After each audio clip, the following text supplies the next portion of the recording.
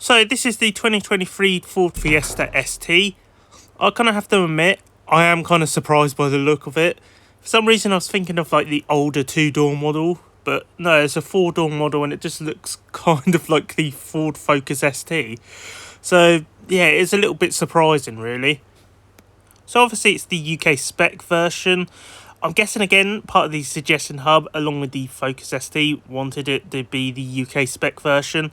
I haven't actually confirmed that, but I'm guessing that's the reason why they're UK spec, unless they just had these cars around, I suppose. Obviously it's got the massive screen, which I'm not a fan of. Also, I just noticed the carbon bits on the dashboard actually. Yes, I don't think the Focus ST had that. Aside from that, I'm actually really surprised it's the four-door version. I don't know if they made a two-door version, but I would have thought it would have been the two-door version. So I'm not going to go overboard with the power. I'm going to try and keep it under 400 horsepower. Largely because I don't want it to wheel spin and just be undrivable, basically. So there is aero parts, and they are from Maxton Designs. So the same as the Focus ST. That doesn't actually get rid of the grille, which is surprising. There's also a rear wing, which that actually adds like a lower lip. That's interesting. I've never really seen that before on a modern car anyway. There's also various. Oh, they're just diffusers basically. So yeah, these are just like diffusers, pretty much. I'm gonna go for that one, I think. And there is also the side skirts, which yeah, I don't like those sort of the thin side skirts. I'm gonna go for this one. I don't like the other side skirts. I don't know what to call them really, but they're like the thin side skirts. I don't like them largely because I think when you get out of the car you're going to step on them and break them basically. So I'm going to keep the rims stock, and for power I'm not going to go overboard. As I said, I am going to put anti-lag on it, however. Yeah, I'm going to put an anti-lag turbo on it. So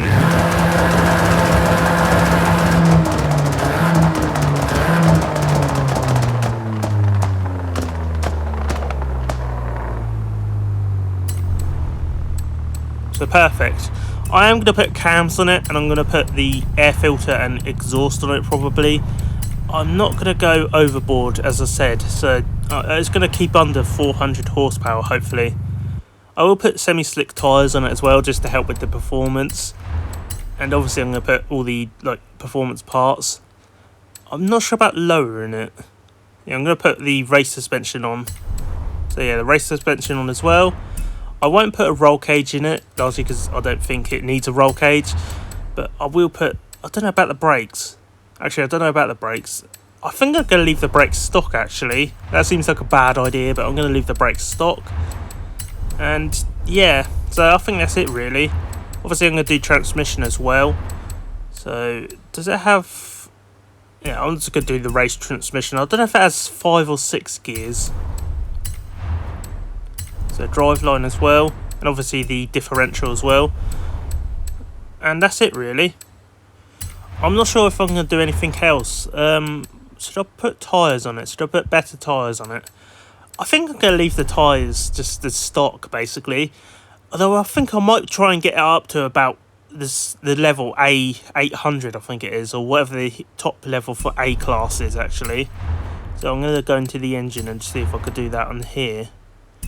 So 377 horsepower, 382. So I'm mindful not to go over 400 really. I think actually no, I'm not gonna go mad. I think I'm just gonna keep it like that. So about 300 or just under 400 horsepower. So hopefully it doesn't crash and wheel spin. I don't know if it's going to do that or not, but hopefully it's drivable. So on to colours, and I'm going to guess there's going to be more colours than the Toyota Camry from the last video, which only really had a dark blue colour and a white colour. And by the looks of it, there is actually. So obviously there's black, which it doesn't look that bad, the black paint. It doesn't look that bad. There's white as well, which again, not terrible looking. I don't know, maybe the wheels help it, but this doesn't look that bad actually. Also there's obviously grey, which I do actually quite like, the grey colour on this vehicle. It doesn't look terrible, I do like the grey. There's also green, which I'm pretty sure is a colour that's already been on a Ford Fiesta in this game. I'm pretty sure it is. It doesn't look terrible. And red/orange. I'm not sure if that's orange or red, but I'm going to go with the green, I think. I'm not going to paint the actual, like, the wheels or the window tint or anything like that. And that's it, really. So yeah, very interesting colour selection. I'm surprised there's no blue. I really am surprised that there isn't a blue colour. I don't know why there isn't a blue colour. Normally I associate Ford Fiestas with blue for some reason. Maybe because of Ford, but yeah, I'm surprised there's no blue colour. That's interesting.